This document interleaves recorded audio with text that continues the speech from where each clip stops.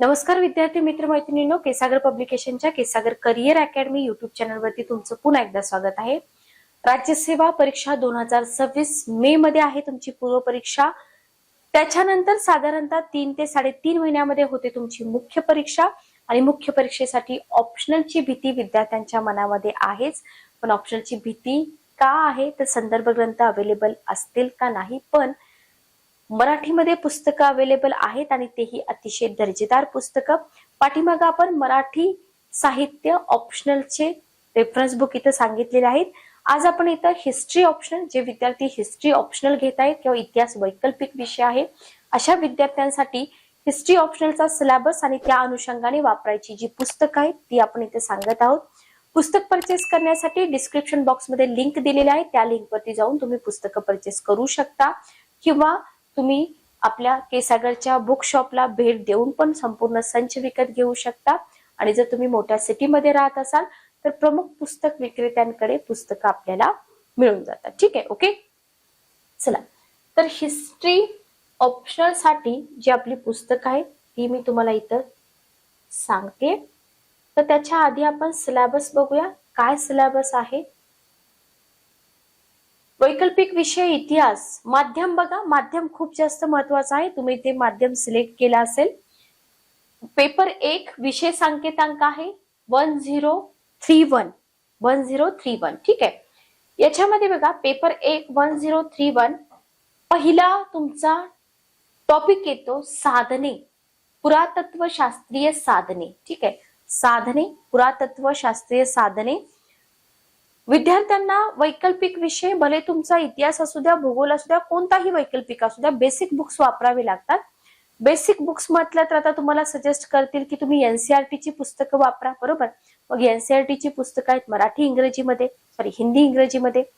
मग विद्यार्थ्यांना वाटतं की मराठीमध्ये कसं पॉसिबल आहे एवढं सगळं ट्रान्सलेट करणं, तर हाच पुन्हा मुद्दा की विद्यार्थ्यांना पुस्तकं माहीत नसतात। तर लक्षात घ्या, एनसीईआरटी ज्याला आपण ओल्ड एनसीईआरटी म्हणतो, हिस्ट्रीच्या बाबतीत जर तुम्ही बोलाल तर आर.एस. शर्मा आणि सतीश चंद्र सरांची पुस्तकं जी हिंदी आणि इंग्रजीमध्ये आहेत, मराठीमध्ये पूर्णपणे अनुवादित आपल्या पब्लिकेशनची मिळून जातात। म्हणजे बेसिक तुमचं जे आहे ते बेसिक कव्हर करायला इथं काहीही अडचण येत नाही, लक्षात घ्या। तर पहिला टॉपिक आहे साधने, ज्याच्यामध्ये पुरातत्व शास्त्रीय साधनांमध्ये अन्वेषण, उत्खनन, पुरालेखविद्या, नाणकशास्त्र, ऐतिहासिक स्मारके तुम्हाला अभ्यासायची आहे। ठीक आहे, ओके। साहित्यिक साधनामध्ये तुम्हाला देशीय, प्राथमिक आणि दुय्यम, ज्याच्यामध्ये काव्य येईल, वैज्ञानिक साहित्य येईल, प्रादेशिक भाषामधील साहित्य येईल, धार्मिक साहित्य येईल, परकीय वृत्तांत, ग्रीक, चीनी आणि अरब लेखक। ठीक आहे, तर साहित्यिक साधनामध्ये तुम्हाला हा सगळा पार्ट जो आहे तो अभ्यासावा लागेल। आधी तुम्हाला साधनं म्हणजे काय ते अभ्यासावे लागेल, ओके। इथे तुमचा पहिला टॉपिक संपतो। दुसरा टॉपिक आहे प्रागैतिहासिक काळ आणि आद्य ऐतिहासिक काळ। तर बघा, प्री हिस्टॉरिक इरा म्हणतो आपण याला, तर हा नवीन नाहीये तुमच्यासाठी, कारण आपण प्रिलियमला प्रागैतिहासिक इतिहास अभ्यासतोच की, बरोबर। त्याच्यामध्ये तुम्हाला भौगोलिक घटक, शिकार करणे, टोळ्यांनी राहणे, जसं की आपण पुराश्मयुग, त्याच्यानंतर मध्याश्मयुग, नवाश्मयुग, कांस्य पाषाण युग जे आहे, शेती करण्याला जेव्हा मानवानं सुरुवात केली ना, तो पाठ आपण प्रिलियमला पण अभ्यासलेला आहे, बरोबर। फक्त वस्तुनिष्ठ उत्तर सॉल्व्ह करण्याच्या दृष्टीने अभ्यास दिला होता, इथे तुम्हाला उत्तर लिहायचे, ओके। त्याच्यानंतर आहे सिंधू संस्कृती खोरे, अभ्यासले आपण प्रिलियमला, बरोबर। सिंधू संस्कृती, वैदिक संस्कृती, उत्तर वैदिक संस्कृती, जैनिझम, बुद्धिझम, मौर्य काळ वगैरे। तर इथे तुम्हाला सेम तेच आहे, फक्त काय करायचं, इथं आपल्याला आन्सर रायटिंग करायचंय। उत्पत्ती, सिंधू संस्कृतीची उत्पत्ती, त्याचा काळ, त्याचा विस्तार, वैशिष्ट्य, राज, जीवन, महत्व, कला आणि वास्तुशास्त्र। ठीक आहे, ओके। त्याच्यानंतर चौथा टॉपिक येतो बृहदाश्मीय संस्कृती। इथं तुम्हाला सिंधू संस्कृती शिवाय पशुपालन आणि कृषी संस्कृतीची विभागणी, सामूहिक जीवनाचा विकास कसा झाला, वसाहती, शेतीचा विकास, हस्तकला, मातीची भांडी आणि लोह उद्योग अभ्यासायचा आहे, ओके। चौथा टॉपिक झाला। बघा, याच्यामध्ये दुसरा टॉपिक, तिसरा टॉपिक हा तुमच्या प्रिलियमला ऑलरेडी तुम्ही केलेला आहे, त्याच्यामुळे बऱ्यापैकी तुमचा याचा लोड कमी होऊन जातो। त्याच्यानंतर पाचवा टॉपिक पण बघा, आर्य आणि वैदिक कालखंड हा सुद्धा भाग आपण प्रिलियमला अभ्यासलेला असतो. याच्यामध्ये तुम्हाला भारतामध्ये आर्यांचा विस्तार कसा झाला, ज्याला आपण वैदिक कालखंड म्हणतो. वैदिक कालखंडामध्ये तुम्हाला धार्मिक आणि तात्विक साहित्य अभ्यासायचं आहे. ऋग्वैदिक ते उत्तर वैदिक काळामधले बदल तुम्हाला अभ्यासायचे. राजकीय, सामाजिक आणि आर्थिक जीवन, वैदिक युगाचं महत्व, राजेशाही आणि वर्ण व्यवस्थेची उत्क्रांती, कशामध्ये तुम्हाला आर्य आणि वैदिक कालखंडामध्ये अभ्यासायचं आहे. ठीक आहे, ओके. महाजनपदांचा कालखंड लक्षात घ्या. महाजनपदांचा कालखंड, महाजनपदांचा पण अभ्यास आपण पूर्वपरीक्षेला केलेला आहे, पण इतका डिटेलमध्ये नाही करत आपण. जस्ट आपण काय अभ्यासतो की महाजनपद किती होती, त्यांची नावं काय आहेत आणि त्यांचं मॅपमध्ये लोकेशन. इथं मात्र तुम्हाला त्यांची निर्मिती कशी झाली, गणराज्य, राजेशाही म्हणजे काय, नागरी केंद्रांचा उदय, व्यापार मार्ग असेल, आर्थिक वृद्धीमध्ये तुम्हाला नाणे पद्धतीचा प्रारंभ, जैन बौद्ध धर्माचा प्रसार, मगध आणि नंद घराण्याचा उदय आहे, बरोबर. इराणी आणि ग्रीक यांची आक्रमणे आणि त्यांचे परिणाम आहेत ते तुम्हाला कशामध्ये अभ्यासावे लागतात, महाजनपदाचा कालखंड आणि राज्याच्या निर्मितीमध्ये. त्याच्यानंतर आहे मौर्य साम्राज्य. बघा, मौर्य साम्राज्याचा पाया चंद्रगुप्त, कौटिल्य, त्यांचा अर्थशास्त्र, सम्राट अशोक, त्यांची धर्माची संकल्पना काय होती, राजाज्ञा काय आहे, राज्यव्यवस्था आणि प्रशासन, अर्थव्यवस्था, कला, वास्तुशास्त्र आणि शिल्पकला, परराष्ट्र संबंध, धर्म आणि धर्मांचा प्रचार, साहित्य साम्राज्याचं विघटन आहे, शुंग आणि कण्व साम्राज्य आहे. ठीक आहे, ओके. तर हा सगळा पाठ तुम्हाला 7व्या टॉपिक मध्ये अभ्यासावा लागतो. तुम्ही आधी फक्त सिलेबस बघून घ्या. मौर्योत्तर कालखंड, ज्याच्यामध्ये तुम्हाला इंडो ग्रीक, शक, कुशाण आणि पश्चिम क्षत्रप यांचा अभ्यास करावा लागतो. बाह्य जगाशी संपर्क आहे, नागरी केंद्राची वाढ आहे, अर्थव्यवस्था, नाणे पद्धती, धर्मांचा विकास, महायान, सामाजिक परिस्थिती, कला, वास्तुशास्त्र, संस्कृती, साहित्य आणि विज्ञान, हा सगळा पाठ तुम्हाला 8व्या टॉपिक मध्ये इथं अभ्यासावा लागतो. ठीक आहे, ओके. तर आता इथं प्राचीन भारताचा जो भाग आहे ना, प्राचीन भारताचा इतिहास, तर गायधनी सरांचं एक पुस्तक तुम्हाला इथं मी सजेस्ट केलं होतं, गायधनी सरांचं पुस्तक. आणि दुसरं पुस्तक जे आहे ते संजीव कुमार सरांचं पुस्तक तुम्हाला लागेल. कारण का, याच्यामध्ये तुम्हाला नोंदी दिलेत, मुद्दे दिलेत, तक्ते आणि नकाशे आणि महत्वाचे वस्तुनिष्ठ प्रश्न पण दिलेले आहेत. हे पुस्तक तुम्हाला प्रिलियम आणि मेन्स दोन्हीसाठी उपयोगी पडणार आहे. कुणाचं पुस्तक, संजीव कुमार सरांचं पुस्तक. ठीक आहे, ओके. मूळ लेखक आहे संजीव कुमार सर, मराठीमध्ये अनुवाद केलेला आहे हेमंत देव सरांनी. लक्षात आलं. तर हे पुस्तक तुम्हाला इथं वापरावं लागेल. त्याच्यानंतर 9वा टॉपिक बघा तुमचा, 9वा टॉपिक आहे पूर्व भारत, दख्खन आणि दक्षिण भारतातील प्रारंभिक राजसत्ता आणि समाज, ज्याच्यामध्ये तुम्हाला खारवेल, सातवाहन, संगम कालखंडातील तमिळ राज्य, त्यांचं प्रशासन, त्यांची अर्थव्यवस्था, भूमी अनुदान पद्धती, नाणे पद्धती, व्यापारी संघ, नागरी केंद्रे, बौद्ध केंद्र, संगम साहित्य आणि संस्कृती, कला आणि वास्तुशास्त्र यांचा अभ्यास तुम्हाला 9व्या टॉपिक मध्ये करावा लागेल. नेक्स्ट टॉपिक आहे आपला 10 नंबरचा. याच्यामध्ये गुप्त, वाकाटक आणि वर्धन घराणे. ठीक आहे, याच्यामध्ये तुम्हाला त्यांची राज्यव्यवस्था, प्रशासन, आर्थिक स्थिती, गुप्त कालखंडामधली नाणे पद्धती, व्हेरी व्हेरी इम्पॉर्टंट, भूमी अनुदान, नागरी केंद्रांचा ऱ्हास, भारतीय सरंजामशाही, जाती व्यवस्था, महिलांची स्थिती, शिक्षण आणि शैक्षणिक संस्था, नालंदा, विक्रमशिला, वल्लभी आहे, साहित्य आहे, वैज्ञानिक साहित्य, कला आणि वास्तुशास्त्र, हा तुमचा 10वा टॉपिक झाला. ठीक आहे, तुम्ही आधी सिलेबस बघा म्हणजे पुस्तकं तुमच्या लक्षात येऊन जातील. त्याच्यानंतर तुम्हाला गुप्त कालखंडातील प्रादेशिक राजसत्ता अभ्यासावे लागतात, ज्याच्यामध्ये पल्लव आहेत, बदामीचे चालुक्य आहेत, त्यांची राज्यव्यवस्था, प्रशासन, व्यापारी संघ असतील, साहित्य आहे, वैष्णव आणि शैव धर्मांची वाढ कशी झाली, तमिळ भक्ती चळवळ असेल, शंकराचार्य, वेदांत, मंदिर संस्था, टेम्पल आर्किटेक्चर, पाल सेन राष्ट्रकूट परमार घराणे, राज्यव्यवस्था, प्रशासन, सांस्कृतिक पैलू, अरबांचा सिंधवरती विजय, अलबरुनी, कल्याणी चालुक्य, चोळ असतील, होयसळ आहेत, पांड्य आहेत, त्यांची राज्यव्यवस्था, त्यांची अर्थव्यवस्था, त्यांची मंदिर संस्था, समाज, हा सगळा पार्ट तुम्हाला इथं 11व्या टॉपिक मध्ये अभ्यासावा लागतो. ठीक आहे. त्याच्यानंतर तुम्हाला प्रारंभिक भारतीय सांस्कृतिक इतिहास याच्यामधल्या ज्या संकल्पना आहेत ना, त्या संकल्पना अभ्यासायच्या. 13व्या टॉपिक मध्ये तुम्हाला अभ्यासायचं प्रारंभिक मध्ययुगीन भारत. ठीक आहे. त्याच्यामध्ये तुम्हाला बघा मेडिवल हिस्ट्री चा जो भाग आहे ना, मध्ययुगीन भारत, व्यवस्थित बघून घ्या म्हणजे पुस्तकं तुमच्या लक्षात येतील. तर इथं तुम्हाला राज्यव्यवस्था, उत्तर भारत आणि द्वीपकल्पामधील ज्या प्रमुख राजकीय घडामोडी आहेत त्या अभ्यासायचे. राजपुतांचं कुळ आहे, चोळ प्रशासन, ग्रामीण अर्थव्यवस्था आणि समान, भारतीय सरंजामशाही, कृषी प्रधान अर्थव्यवस्था आणि नागरी वसाहती, व्यापार आणि वाणिज्य. याच्यामध्ये तुम्हाला समाजामध्ये स्त्रियांची स्थिती, भारतीय विज्ञान आणि तंत्रज्ञानाचा थोडासा पार्ट अभ्यासावा लागतो. 14वा टॉपिक येतो भारतातील सांस्कृतिक परंपरा, इसवी सन 750 ते 1200. तत्वज्ञान, याच्यामध्ये तुम्हाला शंकराचार्य, वेदांत, रामानुज व विशिष्ट द्वैत, मध्य आणि ब्राह्ममीमांसा, हा पाठ तुम्हाला सांस्कृतिक परंपरेमध्ये अभ्यासावा लागतो. आता जेवढं काही मी तुम्हाला इथं डिकोड करून दिलेला आहे तो सिलेबस तुमचा कव्हर होतोय. पहिलं पुस्तक आहे इथं एनसीईआरटीचं एन्शंट इंडिया, प्राचीन भारत. आर.एस. शर्मा सर लेखक आहेत, मूळ लेखक. मराठीमध्ये अनुवाद केलाय वासंती फडके मॅडमनी. हे पुस्तक तुम्हाला प्रिलियम, मेन्स आणि हिस्ट्री ऑप्शनल साठी उपयोगी पडणार आहे. अर्ली इंडिया, प्राचीन भारताचा इतिहास, रोमिला थापर मॅडमचं पुस्तक आहे. अनुवाद केलाय गायधनी सरांनी. हेही पुस्तक हिस्ट्री ऑप्शनल, राज्यसेवा, मुख्य परीक्षा, जीएस पेपर 1 आणि पूर्व परीक्षेसाठी तुम्ही वापरू शकता. ठीक आहे. ओके. नेक्स्ट पार्ट आहे आपला इथं मेडिवल हिस्ट्रीच आपण बघतोय.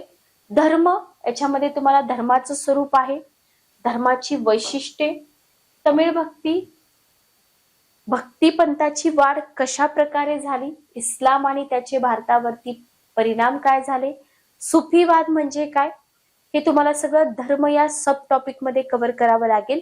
त्याच्यानंतर साहित्यामध्ये जर तुम्ही बघितलं तर संस्कृत मधील साहित्य, तमिळ साहित्य, नव्याने विकसित होत असणाऱ्या भाषामधलं साहित्य, ज्याच्यामध्ये तुम्हाला कलंची, राजतरंगिणी आणि अलबरुनीचा भारत हे साहित्य विशेषतः इथं त्यांनी दिलेलं आहे. कला आणि वास्तुशास्त्र, जे आपण आर्ट अँड कल्चर म्हणतो आपण याला, बरोबर, म्हणजे प्रिलियमला अभ्यासतो तोच भाग आहे. त्याच्यानंतर आहे 13वं शतक. 13व्या शतकामध्ये तुम्हाला दिल्ली सल्तनतचा अभ्यास करावा लागतो किंवा दिल्ली सुलतानशाही. इथं तुम्हाला मोहम्मद घोरीवरती क्वेश्चन जास्त येतात. मोहम्मद घोरीची आक्रमणं आणि मोहम्मद घोरीच्या यशामागं काय घटक होते ते सगळे अभ्यासायचे. आर्थिक, सामाजिक, सांस्कृतिक परिणाम, दिल्ली सल्तनत, दिल्लीच्या सुलतानशाहीची स्थापना आणि प्रारंभीचे जे तुर्की सुलतान होते त्यांचा अभ्यास तुम्हाला करावा लागतो. इल्तुतमिश आणि बलबन यांची राजवट आहे ध्रुवीकरणामध्ये. 14वं शतक, खिलजी क्रांती. ओके. याच्यामध्ये तुम्हाला अल्लाउद्दीन खिलजी, मोहम्मद तुगलक, फिरोज तुगलक यांचा अभ्यास करावा लागतो, जो आपण पूर्व परीक्षेला आपण करतो. ठीक आहे. पण इथं तुम्हाला फॉर एक्झाम्पल अल्लाउद्दीन खिलजी, तर त्याने जिंकलेले प्रदेश असतील, त्याचा प्रादेशिक विस्तार आहे, कृषी विषयक आणि आर्थिक उपाययोजना आहेत, या सगळ्या तुम्हाला इथं कराव्या लागतात. मोहम्मद तुगलक, इथं तुम्हाला तुगलकाचे प्रमुख प्रकल्प, कृषी विषयक उपाययोजना, मोहम्मद तुगलककालीन नोकरशाही. ओके. फिरोज तुगलक, इथं फिरोज तुगलकाचे जे कृषी विषयक उपाययोजना, काय होतं माहिती का, कम्पेअर करून क्वेश्चन विचारतात. जसं की तुम्ही मोहम्मद तुगलक अभ्यासताय, त्याच्यानंतर तुम्ही फिरोज तुगलक अभ्यासताय, मग मोहम्मद तुगलकाचे ज्या उपाययोजना आहेत आणि फिरोज तुगलकाच्या उपाययोजना आहेत याच्यामध्ये काय फरक होता किंवा दोघांमध्ये काय साम्य होतं, काय भिन्नत्व होतं, हे तुम्हाला विचारलं जाऊ शकतं. 14व्या आणि 15व्या शतकातील समाज, संस्कृती आणि अर्थव्यवस्था. बघा इथं तुम्हाला समाज, ग्रामीण समाजाची रचना, सत्ताधीशांचे वर्ग, शहरी रहिवासी, महिला धर्मातील वर्ग, सुलतानशाही मधील जाती आणि गुलामी, भक्ती आणि सुफी चळवळ. ठीक आहे. 14व्या आणि 15व्या शतकामधला समाज म्हणतोय आपण. इथं संस्कृतीमध्ये तुम्हाला पर्शियन साहित्य, उत्तर साहित्य, भारताच्या प्रादेशिक भाषामधील साहित्य, दक्षिण भारताच्या भाषामधील वाङ्मय आहे. सुलतानशाहीमधील वास्तुशास्त्र आणि नवीन संरचनात्मक नमुने आणि संमिश्र संस्कृतीची उत्क्रांती. प्रत्येक पॉइंट तुमचा पुस्तकामधून कव्हर झाला पाहिजे अशीच पुस्तकं तुम्हाला इथं वापरायचे. अर्थव्यवस्थेमध्ये तुम्हाला कृषी उत्पादन, नागरी अर्थव्यवस्थेचा उदय आणि अकृषी उत्पादन अभ्यासायचंय. 15व्या आणि 16व्या शतकाचा प्रारंभ आणि राजकीय विकास, अर्थव्यवस्था हा देखील भाग तुम्हाला इथं अभ्यासायचा आहे.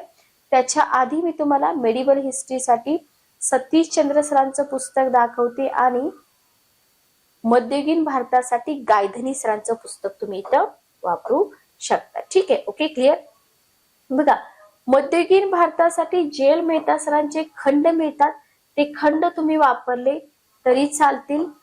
तिथून उलट तुमचा सिलेबस खूप सखोलपणे कव्हर होऊ शकतो. ओके, याच्यानंतर तुम्हाला प्रांतीय राजघराण्यांचा उदय अभ्यासायचा आहे, ज्याच्यामध्ये तुम्हाला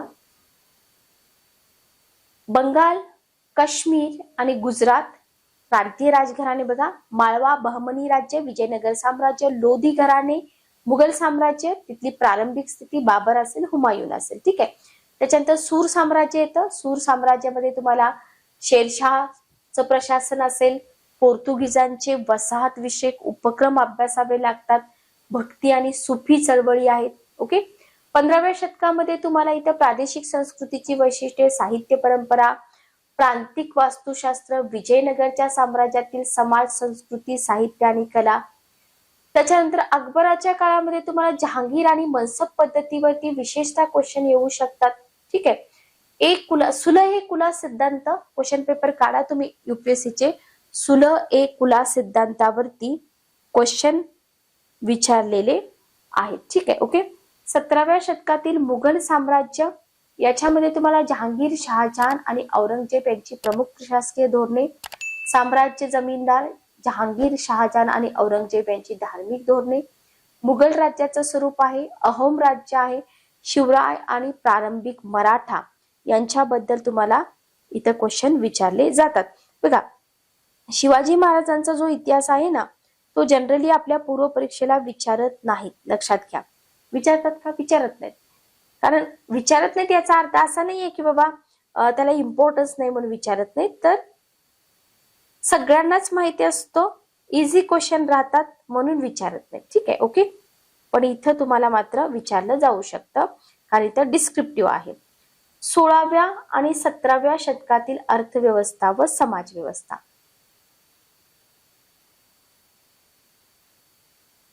याच्यामध्ये आता 16वं आणि 17वं शतक, इथं तुम्हाला डच, इंग्रज, फ्रेंच या कंपन्यांमार्फत युरोप बरोबर जो व्यापार होत होता ना, तो विशेषतः अभ्यासावा लागतो. याच्यासाठी तुम्ही मध्ययुगीन भारताचा बृहत इतिहास खंड 1, 2, 3, जेल मेहता सरांची पुस्तकं. जेल मेहता सरांच्या पुस्तकाचं एक वैशिष्ट्य आहे, कट कॉपी पेस्ट क्वेश्चन तुम्हाला प्रिलियमला पण असतात, मेन्सला पण असतात आणि आता डिस्क्रिप्टिव्ह मध्ये पण तुम्हाला डेफिनेटली याच्यावरती क्वेश्चन दिसून येतील. ठीक आहे, ओके. चला, नेक्स्ट पार्ट आहे तुमची मुघलकालीन संस्कृती. याच्यामध्ये तुम्हाला पर्शियन इतिहास लेखन आणि इतर साहित्य, हिंदी, धार्मिक साहित्य असेल, मुघल चित्रकला, प्रांतीय वास्तुशास्त्र, शास्त्रीय संगीत, विज्ञान आणि तंत्रज्ञान हा फक्त सिलेबस आहे. लक्षात घ्या. अजून हा सिलेबस डिकोड केल्यानंतर याचीच एक तुमची नोटबुक बनून जाईल. इथं तुमचा पेपर 1 संपतो. लक्षात घ्या, इथं तुमचा हिस्ट्री ऑप्शनलचा पेपर 1 संपतो. पेपर 2 कोड आहे 1032, कोड आहे 1032. याच्यामध्ये आपण जनरली याला ओळखतो मॉडर्न इंडियन हिस्ट्री आणि आफ्टर इंडिपेंडन्स म्हणून. ठीक आहे, पण जगाचा इतिहास इथं अभ्यासायचा आहे ते विसरू नका. याच्यामध्ये तुम्हाला जे सगळं आपण प्रिलियम साठी केलेलं आहे आधुनिक भारताचा इतिहास, ते सगळंच करायचं आहे, फक्त लिखाण गरजेचं आहे. ठीक आहे, ओके. तर बघा, भारतामध्ये युरोपियनांचं आगमन आपण प्रत्येक परीक्षेमध्ये अभ्यासतो, हो की नाही. प्रारंभीच्या काळामधल्या युरोपियन वसाहती कशा होत्या, पोर्तुगीज असतील, डच असतील, इंग्रज, फ्रेंच ईस्ट इंडिया कंपनी, बंगालचे नवाब असतील, सिराजुद्दौला, प्लासीची लढाई आहे, बरोबर, बक्सारची लढाई आहे. हा सगळा पार्ट तुमचा फॅमिलियर आहे तुम्हाला, त्याच्यामुळे इथं काही अवघड नाहीये. भारतातील ब्रिटिशांचा विस्तार हे सुद्धा आपण केलेलं असतं, जास्त काही अवघड नाही. ब्रिटिश राजवटीची रचना हेही आपण करतो, रेग्युलेटिंग ऍक्ट आहेत, क्विट इंडिया ऍक्ट आहे. फक्त इथं मुक्त व्यापाराचं स्वातंत्र्य वगैरे आपला थोडासा नवीन पार्ट आहे, तो तुम्ही इथं नोट करून घ्या. ठीक आहे, ओके. त्याच्यानंतर येतो ब्रिटिश वसाहतवादी राजवटीचा अर्थव्यवस्थेवर काय प्रभाव आहे. ठीक आहे, ओके. आता हे पण आपण अभ्यासलेलं असतं, ज्याच्यामध्ये तुम्ही कायमधारा पद्धती, जमीन महसूल पद्धतीमध्ये तुम्हाला महालवारी पद्धती आहे.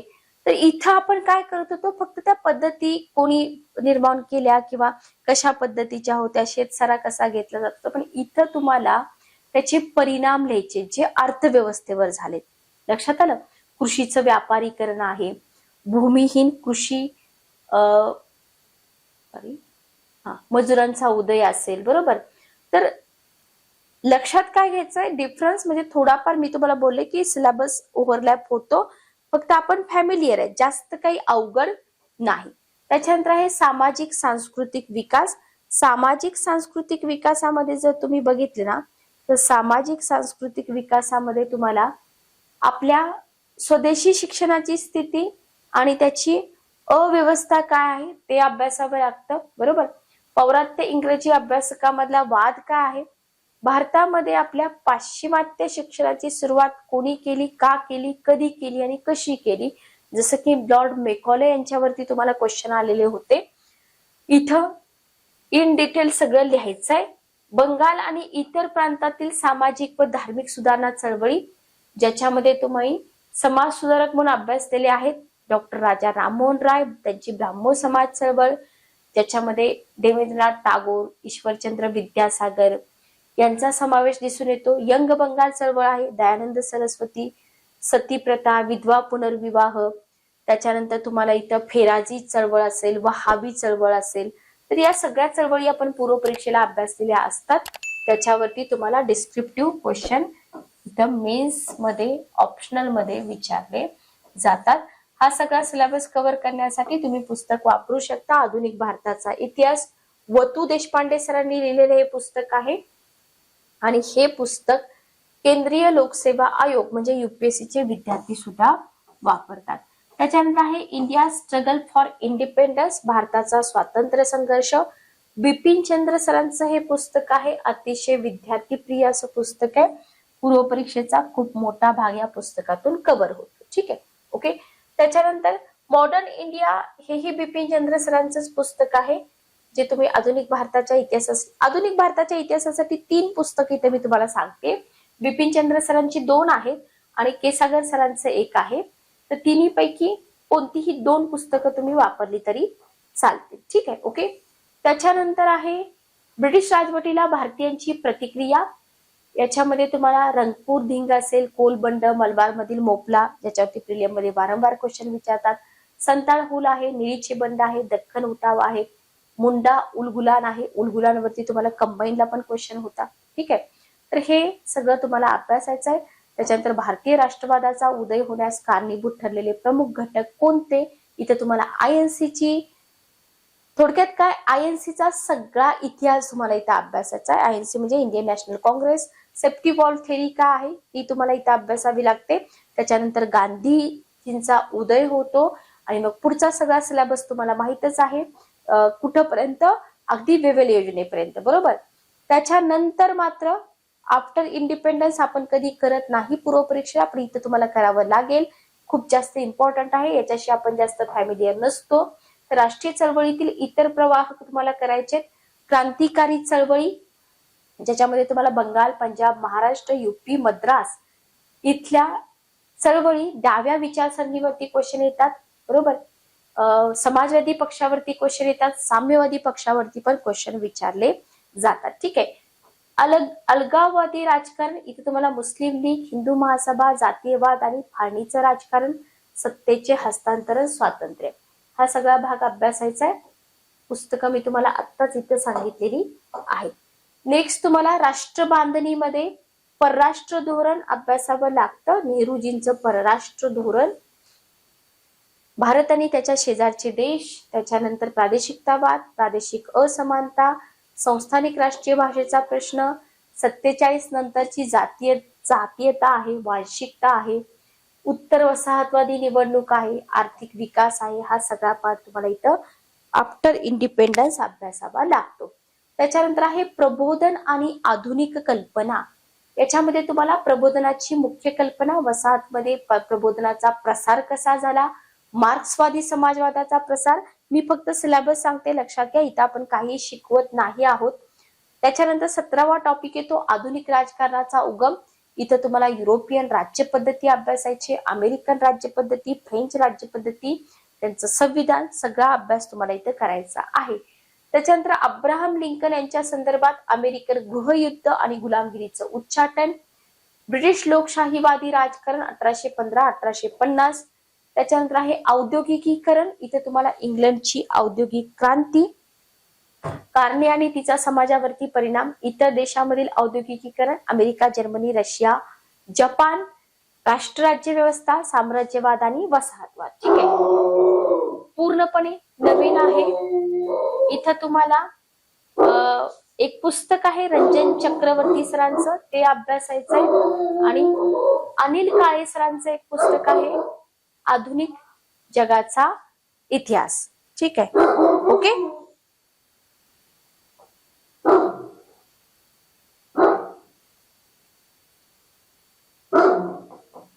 त्याच्यानंतर पुढचा आपला पार्ट येतो आधुनिक जगाचा इतिहास. अनिरुद्ध सर आणि गजानन भिडे सरांचं हे पुस्तक आहे.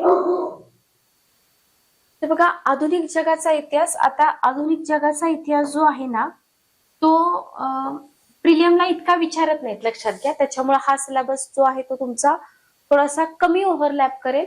याच्यामध्ये तुम्हाला पुस्तक आहे आपलं आधुनिक जगाचा इतिहास, अनिरुद्ध सर आणि गजानन भिडे सरांचं. याच्यामध्ये तुम्हाला काय कव्हर होईल, क्रांती आणि प्रतिराज्यक्रांती, ज्याच्यामध्ये रशियन राज्यक्रांती 1917-1921, त्याच्यानंतर चीन राज्यक्रांती 1949, फॅसिस्ट प्रतिक्रांती आहे इटली आणि जर्मनी.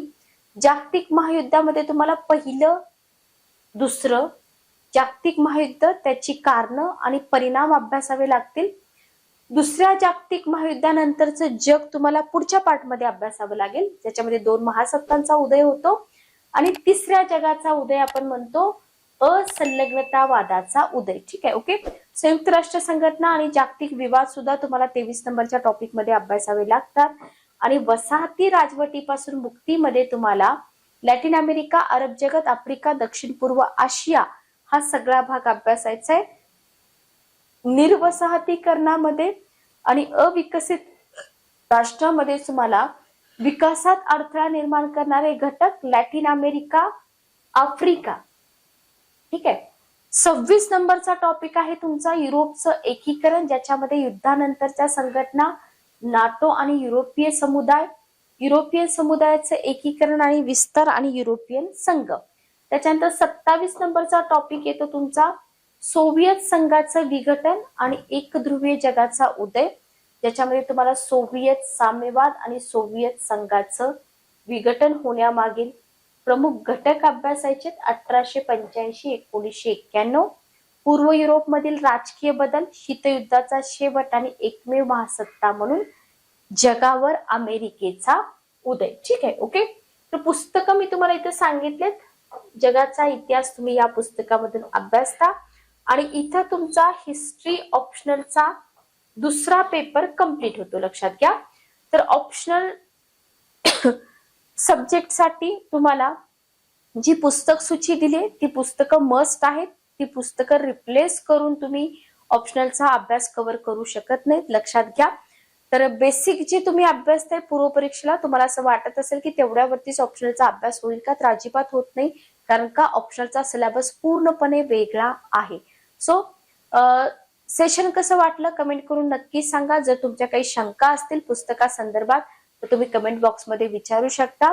डिस्क्रिप्शन बॉक्समध्ये तुम्हाला पब्लिकेशनचा नंबर पण मिळून जाईल. तर पब्लिकेशनच्या नंबरवरती तुम्ही कॉल किंवा मेसेज करू शकता. भेटूया नेक्स्ट सेशन मध्ये. Good day, take care.